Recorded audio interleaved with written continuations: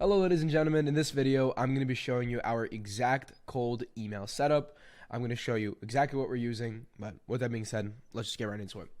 So I want to just mention something right up front just to be transparent.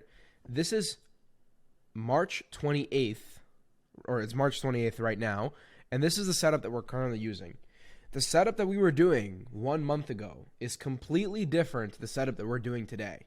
And most likely speaking, if you're watching this in a month or in 2 months or in 3 months, the setup might be different in the future. So this video is only going to be relevant to you if you're watching it within max 1 month of when it came out, right? Things in cold email change very often, right? There's always a new trend, there's always a new software, there's always a new competitor, and you have to be trying new things out, so things change. But anyways, let's just get right into it. So for our ESP, right now we are using Superwave. For those of you who are unfamiliar with Superwave, it is a private infrastructure provider. They are, I believe, the #1 private infrastructure provider. They are the only provider that allows you to do email sending on day one, meaning you legitimately could not even warm up your emails and send emails with Superwave, right? It won't be perfect deliverability, but they have that option, right? These guys made waves in the cold email space, so that's what we're currently using. And then we use Outlook as a backup just in case something happens to Superwave, which from my understanding, nothing has ever happened to Superwave, but we have that as a backup, if we need to. Okay.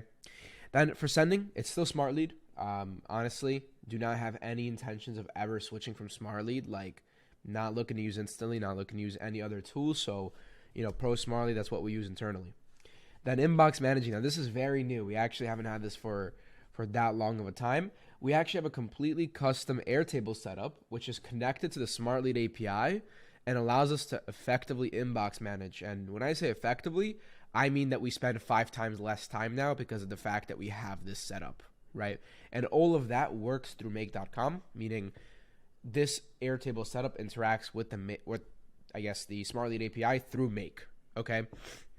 And basically, everything is blurred out just because it is actually in use right now, and I don't want to leak any of the client's stuff. But I wish I could show you guys awaiting responses. There weren't any awaiting responses when I took this screenshot because we have the inbox managers taking care of it. But basically, it allows you to inbox manage with only clicking one button. And I mean, I'll probably end up making a video on this in depth in the future, but this inbox manager allows you to completely inbox manage just by clicking one button, right?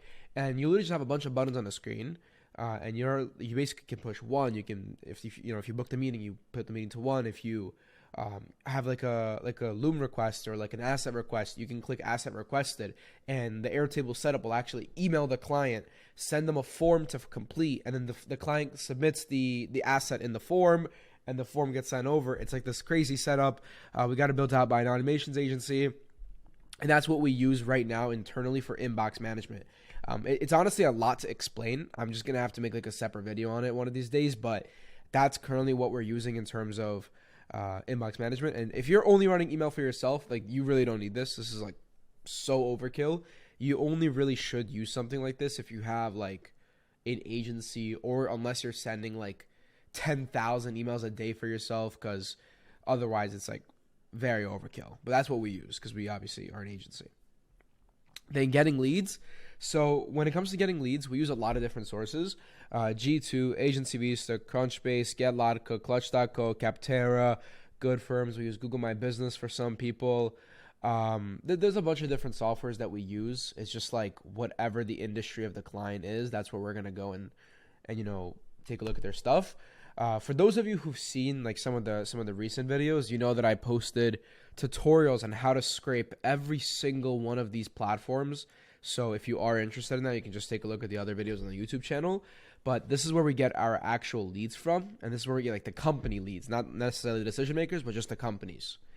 And then Apollo is where we actually enrich our leads. So Apollo.io, lead enrichment, we put in the URLs, and in return we get obviously the decision makers. I'm not going to say what Apollo exporter it is because I don't want my Apollo exporter to be banned, but if you're in Lead Academy, then you'll definitely know. And you'll also have these scrapers if you're in Lead Academy. So that's the rundown.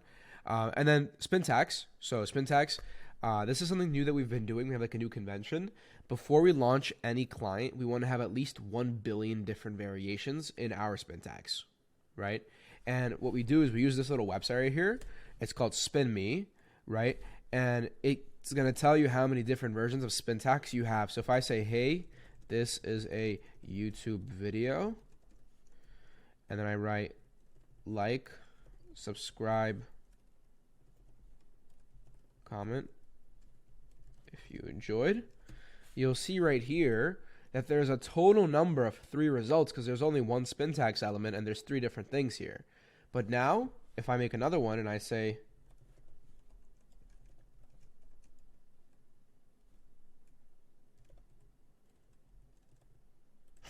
how do you spell chow? I think it's like this or something, but here.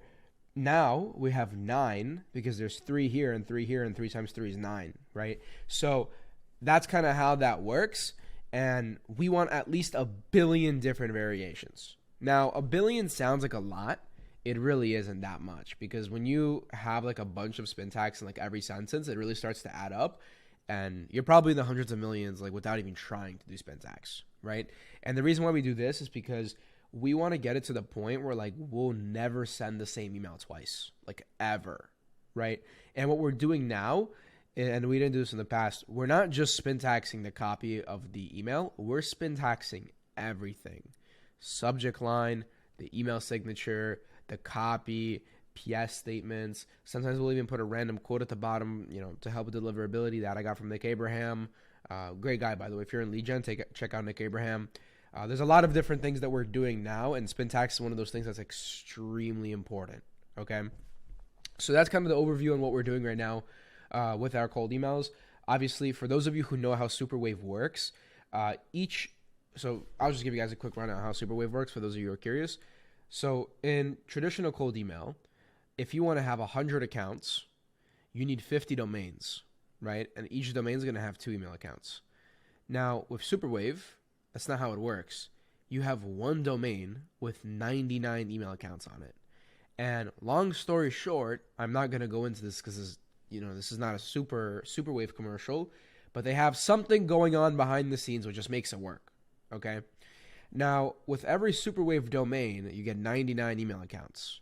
And we send around 2,000 emails, we send exactly 2,000 emails per day per client with the people that we work with, as well as for ourselves. So that's kind of what we do in terms of volume. That's what we do in terms of everything. Smartly to send it, Airtable to inbox manage it, get the leads from a bunch of different platforms, enrich them all in Apollo, and then just spin max everything. So that's the rundown. If you guys enjoyed, please like and subscribe. It's a small channel, so I will notice every single person. If you want help with your cold emails, then check out Lead Academy. It's going to be the first link in the description. And with that being said, we'll go from there. Bye-bye.